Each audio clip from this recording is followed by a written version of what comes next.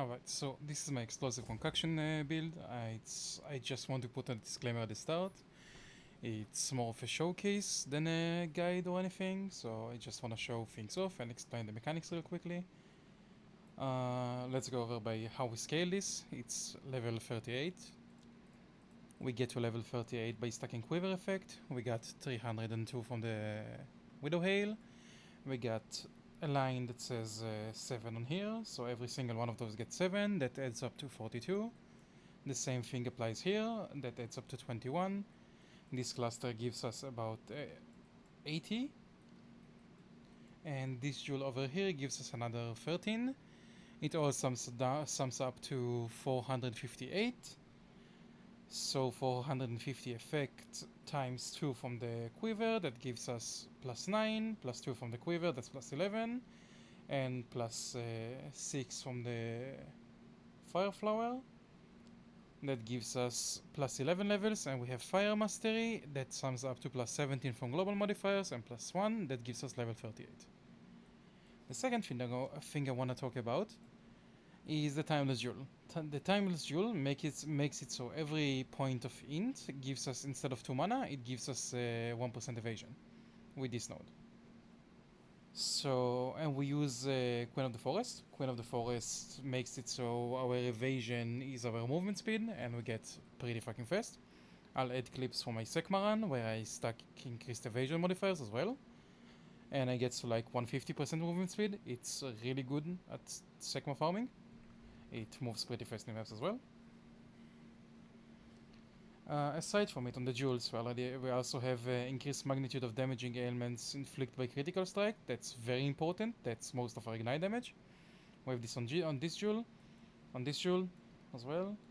And on the regular jewel, we have damaging ailments from critical, some critical damage bonus, critical damage, and mana flask gain. Mana flask gain is rather important, so we can sustain mana flask in map. Same one on this jewel. And on this jewel right here, we have 12 spirit and extra damages fire. From each notable, we take as many notables as we can, which are good in this area. And we also have this, but we'll get to it later. So this gives us all of our spirit to sustain all the auras that we run in the build. We run quite a few auras. And we have Megalomaniac, which makes it so it allocates this one, Slowborn right here, and it allocates Immolation. Both of this increase magnitude of ignite, so it just gives us more damage, but this one also gives us more spirit, which is rather crucial, so we can run more of the support ones over here. For Ascendancy points, we run 5 passive points. We run Explosive Concoction, of course, that's our main skill. We run more Flask Charges gained, so we can sustain the mana flask during maps way easier, and we run Enduring Elixirs. Enduring Elixirs has a really neat interaction with Eternal Youth, which makes it so our flask overheal us for our energy shield, and in maps it's pretty good. Aside from the fact that we have this node right here, which gives us attack speed doing any flask effect, so it lasts for the whole duration of the flask instead of cutting off when you reach full. It is a really neat defense layer, so it just pumps the energy shield. It's really good. And while already being on this topic, we run Life Energy Shield Hybrid. We run a lot of Evasion, because we stack it with Queen of the Forest anyways for movement speed. And Evasion is really hacking OP right now. We run an Energy Shield Helmet, that gives us most of our energy shield. Alongside this node, which gives us even more Evasion, we take plenty of ES Evasion nodes. Some ES nodes for itself. Synergize with the Spirit from earlier. And for maps, we also run Grimfist, which doubles our ES during the map. So we get to like 4k ES alongside 1.6k HP. That's pretty tanky alongside 92% evasion. As for bossing, one thing that is really important to mention, we disable Grimfist, we disable Herald of Ash. We pop Cast on Ignite, which makes it so every time we ignite, we put a Sniper's Mark on the boss. That makes our next crit really big, like it's 89% critical damage bonus.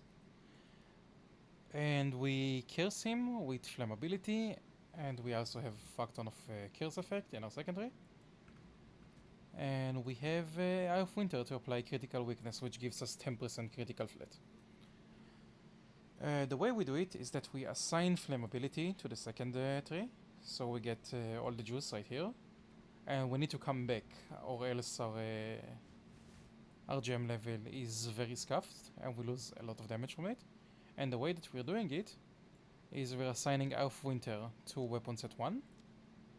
So we need to flammability into Eye of Winter anyways, so that puts it automatically at weapon set 1, which let us explosive concoction again, and then we can pump the boss. One more thing that we're doing is that we weapon swap the scatter shot and close combat, so you can see the DPS difference in this, because scatter shot makes it so your initial hit does way less damage, and that means you lose out of a lot of ignite DPS as well. So we go for a single concoction for boss. Oops. We go for a singular concoction on boss, and we melt the boss with it. And yeah, let's go over the big gear a bit.